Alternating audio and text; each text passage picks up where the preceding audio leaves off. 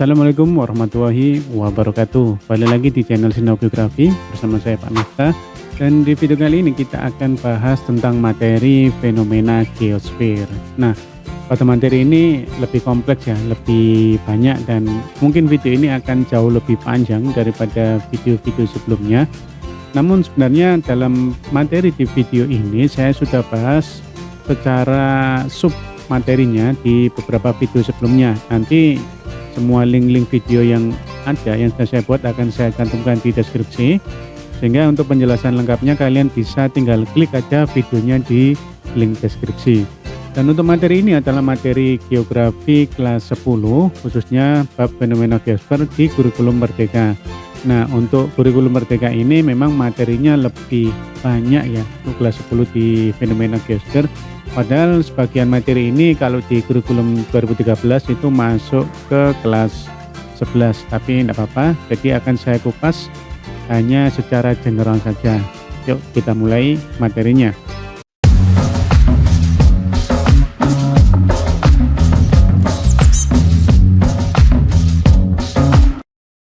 Nah, sebelum kita bahas lebih detail tentang materi-materi ini, kita pahami dulu dari judulnya, yaitu fenomena geosfer. Apa sih fenomena geosfer itu? Dari kata geosfernya aja dulu. Geosfer dari dua kata ya, yaitu geo dan sphere. Artinya tulisannya nggak sphere begini, tapi saya tulis gini aja biar gampang ya. Geo artinya bumi dan sphere itu artinya lapisan. Jadi geosfer itu adalah lapisan bumi. Maksudnya bagaimana? Jadi geosfer itu isinya berbagai macam lapisan. Yang saya tulis ini tadi ada 6 unsur atau 6 lapisan, mulai dari litosfer sampai antroposfer. Semuanya memiliki keterkaitan yang erat sehingga saling mempengaruhi atau saling berinteraksi semuanya. Lalu apa sih fenomena geosfer itu? Kalau kita definisikan, fenomena geosfer itu adalah suatu peristiwa yang terjadi di permukaan bumi. Apa aja yang dicakup? Yaitu atmosfer, litosfer, hidrosfer, biosfer, dan juga antroposfer. Dan seluruh komponen tersebut saling terkait atau berinteraksi. Seperti yang saya katakan tadi, bahwa semua komponen dari geosfer, mulai dari atmosfer sampai antroposfer, semuanya saling terkait, jadi saling berhubungan. Nah, itu disebut dengan geosfer. Lalu fenomenanya apa? Fenomena itu kan kejadian ya. Jadi kejadian-kejadian yang mencakup dari beberapa komponen yang ada di dalam sini. Bentar, saya tekan tombol ini dulu. Oke, jadi dalam fenomena geosfer ini mencakup ada litosfer sampai antroposfer yang di sini. Nah, kita akan bahas satu persatu. Yang pertama yaitu litosfer. Apa itu litosfer?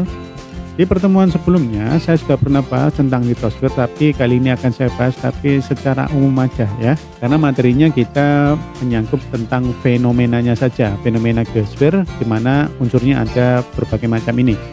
Yang pertama yaitu litosfer. Litosfer kalau kita definisikan yaitu lapisan kulit bumi yang terdiri dari batuan. Jadi batu-batuan yang ada di permukaan bumi itu masuk dalam kategori litosfer. Berkaitan dengan litosfer, kita akan belajar tentang gambar yang ada di sini. Nah, ini sebenarnya sudah saya bahas di video yang ini, nanti linknya ada di deskripsi ya. Semuanya dari sub litosfer, atmosfer, biosfer, semuanya nanti akan saya cantumkan linknya di deskripsi. Itu sudah saya bahas di video sebelumnya ya. Jadi ini hanya general saja. Untuk litosfer itu posisinya kalau kita lihat gambar ini adalah gambar lempeng tektonik, yaitu di sini litosfer. Di mana di sini ada sial dan juga di sini ada sima.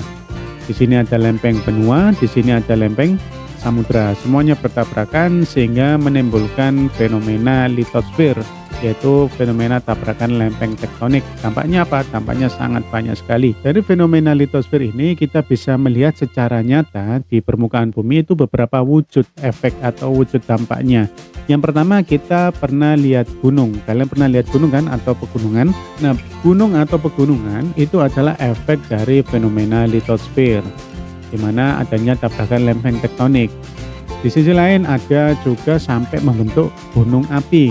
Nah, ini tabrakannya sudah sangat panjang, waktunya lama sehingga menimbulkan retakan di mana terjadi celah sampai ke pusat magma atau gesekan zona subduksi itu. Selain gunung api, kita juga melihat lembah. Nah, lembah itu juga hasil tabrakan lempeng tektonik, di mana ketika lempeng itu bertabrakan, ada yang terangkat, ada juga yang turun atau mengalami penurunan. Kemudian ada bentuk yang lain yaitu batu-batuan. Nah, batu-batuan yang wujudnya seperti ini di gambar ini, selain karena tenaga endogen, itu juga akibat tenaga eksogen. Itu semua ya banyak faktor ya sebenarnya. Tapi aktivitas tektonik ini sangat besar di sini peranannya. Ada juga batuan yang modelnya seperti ini. Jadi struktur di dalamnya itu macam-macam. Maka untuk menguji batuan ini jenisnya seperti apa, kita harus cross check langsung di lapangan dan mengujinya. Maka untuk batuan ini kita sendiri mengenal 3 macam jenis batuan. Ada batuan beku, sedimen, dan metamorf. Saya tidak membahas ini ya, karena ini sudah saya bahas di video yang ini. Oke. Nah, silakan nanti bisa dicek videonya. Selanjutnya, selain ada aktivitas tektonik itu menimbulkan wujud yang bisa kita lihat seperti pegunungan, lembah, dan macam-macam jenis batuan, ada juga efek lain yaitu gempa bumi atau seisme. Jadi seisme ini adalah wujud dari fenomena geosfer, khususnya litosfer. Oke, itu untuk fenomena litosfer. Mudah-mudahan bisa kalian pahami ya. Yang kedua yaitu petosfer. Sebenarnya petosfer ini juga masuk dalam kategori litosfer, tapi ada yang membedakan juga, di mana petosfer ini kalau kita definisikan adalah lapisan tanah yang menempati bagian paling atas dari lapisan litosfer. Artinya di kerak bumi yang paling atas yaitu tanah. Kalian semua pernah lihat tanah kan? Kalau kita lihat prosesnya, pembentukan tanah itu lumayan panjang ya. Memang awalnya tanah itu terbentuk dari batuan induk di sini saya tulisnya. Ini juga sebenarnya sudah saya bahas di video sebelumnya. Batuan induk ini mengalami pelapukan, baik batuan induknya dari batuan beku atau batuan sedimen atau batu macam-macam lah, pokoknya batuan itu mengalami pelapukan. Nah, karena lapuk dia mengalami pemindahan bahan organik atau mineral. Nah, jadi dia terbawa dan membentuk sebuah struktur. Nah, dari struktur inilah dia membentuk horizon tanah. Jadi macam-macam gitu tingkatannya, sehingga terbentuklah tanah. Maka di berbagai tempat itu tanahnya bisa berbeda tergantung dari batuan induknya. Ya. Nah, sehingga ada beberapa macam jenis tanah, tidak saya tampilkan semua di sini. Ada tanah aluvial, tanah regosol, tanah gambut, andosol, dan seterusnya. Ada tanah kapur gitu ya. Ini semua sudah saya bahas di video sebelumnya. Jadi ini hanya fenomenanya aja. Dari pembentukan tanah ini memiliki tingkat kesuburan yang berbeda-beda. Ada yang sangat subur, ada yang tidak subur gitu. Sehingga memiliki manfaat yang berbeda-beda bagi orang yang mengelolanya. Kalau dia bisa mengolahnya, ya akan memberikan manfaat bagi orang itu. Nah, oke, seperti itu ya. Mudah-mudahan bisa kalian pahami. Kita lanjut ke lapisan yang ketiga yaitu atmosfer. Atmosfer ini dari 2 kata sama, yaitu atmo dan sfer. Dimana kalau kita definisikan, atmosfer itu adalah lapisan udara. Dimana dia lapisan udara yang menyelimuti bumi. Nah, belajar tentang atmosfer kita juga harus memahami lapisan-lapisan atmosfer ini. Ada 5 lapisan dalam atmosfer. Yang pertama ada troposfer, yang kedua ada stratosfer, ada mesosfer, termosfer, sampai eksosfer. Nah, untuk lapisan pertama di sini saya urutkan 1, 2, 3, 4, dan 5. Di sini memiliki ketinggian yang berbeda-beda, di mana semuanya menampilkan atau memberikan efek yang berbeda bagi bumi. Dari 1 sampai 5 ini dalam satu kesatuan disebut dengan atmosfer. Dari ketinggian inilah kita bisa melihat fungsinya masing-masing. Dan itu sudah saya bahas ya. Silakan nanti dibuka aja lah di deskripsi, saya akan kasih keterangan ini materi atmosfer, ini materi litosfer, dan seterusnya. Nah, dalam materi atmosfer ini kita akan belajar yang namanya ada iklim, ada juga cuaca. Untuk iklim ada macam-macam ya. Di sini hanya saya ambil satu aja contoh, di mana yang paling kita kenal ada beberapa jenis iklim. Yang pertama ada iklim matahari. Saya tulis yang matahari saja ya di sini. Ada iklim tropis, subtropis, sedang, dan juga iklim dingin. Indonesia di mana posisinya? Iya betul, Indonesia ada di Khatulistiwa, sehingga terkategorikan dari iklim matahari ini beriklim tropis. Ini masuk kategori fenomena atmosfer. Karena Indonesia iklimnya tropis, terdiri hanya 2 musim saja, musim hujan dan kemarau. Nah, jadi kalau kita contohkan, hujan itu masuk kategori fenomena atmosfer. Ada hujan, di samping lagi ada kemarau dan macam-macam ya. Dan ini masuk kategori cuaca. Cuaca dan iklim itu semuanya masuk fenomena atmosfer.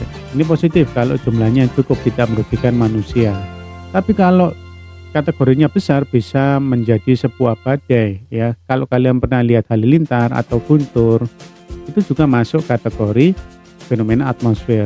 Awannya yang sangat besar, pekat, hitam. Nah, kita menyebutnya dengan awan cumulonimbus. Kita juga di Indonesia mengenal dengan yang namanya angin muson. Ada dua macam angin muson, tapi yang saya ambil di sini adalah angin muson barat, di mana angin muson ini menimbulkan dampak bagi Indonesia. Ada yang tahu dampaknya apa? Iya betul, dampaknya adalah musim hujan. Paling kalau muson timur itu berdampak musim kemarau. Seperti itu ya. Nah, itu yang positif. Ada juga dampak negatif. Dari fenomena atmosfer ini karena aktivitas dari manusia menimbulkan polusi udara. Polusi udara menimbulkan banyak sekali zat-zat kimia di udara, maka bisa memunculkan fenomena yang kurang baik ya, yang kita sebut namanya global warming. Nah, itu yang berbahaya. Kalau es di kutub sampai mencair, wah itu dampaknya luar biasa ya. Bisa jadi debit air di laut itu menjadi semakin lebih tinggi karena es di kutub mencair. Bisa jadi juga pulau-pulau yang ada di Indonesia mengalami penenggelaman karena permukaan laut semakin meninggi. Nah itu serem banget lah ya.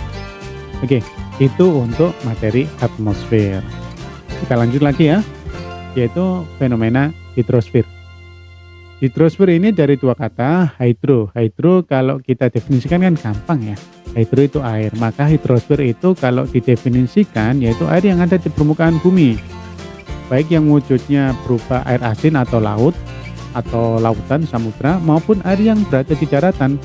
Air yang di daratan itu contohnya macam-macam nanti ya, ada sungai, danau, dan sebagainya. Nah, mempelajari tentang fenomena hidrosfer ini, maka kita juga belajar tentang yang namanya siklus hidrologi. Apa itu siklus hidrologi? Siklus itu kan kejadian yang berulang. Hidrologi itu ya ilmu yang belajar tentang air. Hidrosfer itu lapisan air, kemudian yang konsentrasi ilmunya ke air itu namanya hidrologi. Nah, di sini ada sebuah proses dimulai dari penguapan, evaporasi, mengalami kondensasi bentuk awan, kemudian terjadi hujan atau presipitasi. Ada juga presipitasinya sampai ke pegunungan atau dataran tinggi sehingga menimbulkan salju. Ada juga yang penguapan dari tumbuhan yang disebut dengan transpirasi. Setelah hujan, air ada yang mengalir, namanya run off. Ada yang masuk ke dalam tanah yang kita sebut dengan infiltrasi, kemudian menjadi yang namanya ground water atau air tanah. Nah, ini adalah sebuah fenomena yang wajib kita pahami ketika kita mempelajari yang namanya hidrosfer. Nah, dalam wujud nyata atau kehidupan nyata, kita bisa melihat beberapa fenomena yang ada nantinya. Contohnya seperti laut. Kalian pernah lihat laut kan? Kemudian di laut itu kita bisa melihat berbagai macam kenampakan. Contohnya seperti terumbu karang dan biota laut yang ada di dalamnya. Itu semua masuk kategori fenomena hidrosfer, khususnya perairan laut. Kemudian ada perairan darat, contohnya seperti danau. Kemudian ada sungai dan juga kenampakan-kenampakan yang lain. Itu semua kategori hidrosfer. Saya tidak membahas secara detail ya, karena semuanya sudah saya bahas di video yang saya cantumkan di deskripsi. Nah, dari 4 materi ini, mulai dari litosfer, petosfer, atmosfer, dan hidrosfer, itu masuk di kategori kelas 10 kalau kurikulum 2013, sedangkan biosfer dan antroposfer masuk kelas 11. Nah, kali ini untuk kalian yang kelas 10 di kurikulum Merdeka ini dimasukkan ke kelas 10. Tetap kita pelajari tapi secara singkat ya. Nanti linknya akan saya cantumkan tapi tertulis kelas 11, tidak apa-apa, diklik saja, materinya insya Allah sama ya. Selanjutnya yaitu biosfer, dari kata bio. Bio itu artinya adalah makhluk hidup. Tapi yang dimaksud makhluk hidup di sini adalah hewan dan tumbuhan. Lapisan makhluk hidup di permukaan bumi, khususnya hewan dan tumbuhan, karena manusia ada sendiri nanti bahasanya. Nah, membahas tentang ini kita akan belajar tentang pembagian hewan di Indonesia. Sebenarnya ada banyak di Indonesia dan di dunia, tapi saya tulis yang Indonesia saja. Ada dua garis yang mengaruhi pembagian wilayah di Indonesia, khususnya pembagian wilayah fauna. Fauna itu adalah hewan, yaitu garis Wallace dan garis Weber. Ada tiga pembagian wilayah, yang pertama yaitu Asiatis, yang kedua peralihan, dan juga Australis. Semuanya memiliki karakteristik macam-macam. Kalau di Asiatis ini hewannya biasanya bertubuh besar, mamalia, tidak bergantung gitu ya. Kemudian kalau di Australis di sini banyak berbagai macam jenis burung, kemudian ada juga hewan bergantung. Kalau di sini semacam perpaduan gitu, beda. Saya juga agak bingung kadang kalau mendefinisikan cirinya. Nah, kalau di Asiatis yang besar, menyusui, tidak bergantung, contohnya seperti ada orang utan, kemudian ada gajah, jerapah, kemudian ada harimau, macam-macam di sini. Kalian bisa menyebutkan berbagai jenis hewan sesuai dengan cirinya, besar, menyusui. Nah, itu hewan endemik ya. Endemik itu hewan khas. Kalau di Australis berbagai macam jenis burung. Apa yang khas? Ada burung cendrawasih, ada burung kasuari, ada kakak tua. Kemudian yang bergantung contohnya ya seperti kanguru. Sedangkan kalau yang ada di wilayah peralihan ini agak berbeda. Hewan khas di sini yaitu Pulau Komodo. Hewannya bernama komodo. Ada burung maleo, ada anoa kayak sapi tapi bukan sapi ya. Kemudian ada babi rusa dan sebagainya. Banyak sekali hewan khas, tapi itu yang paling gampang kita ingat ya contoh-contohnya. Jadi itu untuk fenomena biosfer. Kita lebih cenderung mempelajari persebaran hewan-hewan yang ada di pulau-pulau yang ada di Indonesia ini. Itu adalah biosfer ya. Mudah-mudahan bisa kalian pahami.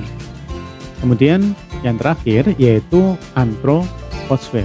Antroposfer ini adalah lapisan manusia. Maksudnya apa? Kalau kita definisikan panjang ya, singkatnya aja, gampangnya. Lapisan manusia. Apa yang dipelajari? Mencakup kelahiran, kematian, dan perpindahan atau migrasi. Maka kalian akan mengenal berbagai macam migrasi nantinya. Ada orang yang melakukan perpindahan, ada yang namanya urbanisasi, ada transmigrasi, dan sebagainya. Itu semua dipelajari. Nah, itu masuk kategori antroposfer. Di sisi lain, orang untuk memenuhi kebutuhan hidupnya, ada yang bekerja, pekerjaannya ada yang bertani, ada juga yang berdagang, macam-macam lah. Itu semua fenomena-fenomena yang berkaitan dengan aktivitas manusia yang ada di permukaan bumi. Itu ya. Ada juga yang kerjanya di kantoran dan sebagainya, banyak banget. Nah, yang mencakup kegiatan kelahiran, kematian, dan juga perpindahan, semuanya itu berproses dalam satu kesatuan dari sebuah kehidupan manusia. Baik anak-anak, saya rasa itu dulu video kali ini. Mudah-mudahan bisa memberikan manfaat untuk kalian semua mengenal tentang fenomena biosfer. Jadi kejadian-kejadian yang berkaitan tentang biosfer, lapisan bumi yang mencakup dari atmosfer, petosfer, hidrosfer, biosfer, antroposfer, atmosfer, dan macam-macam yang lain yang berkaitan di situ. Oke, mudah-mudahan video ini bisa memberikan manfaat untuk kalian semua. Silakan like kalau suka, kalau dirasa bermanfaat silakan kalian sebarkan. Terima kasih sudah menonton sampai akhir. Assalamualaikum warahmatullahi wabarakatuh.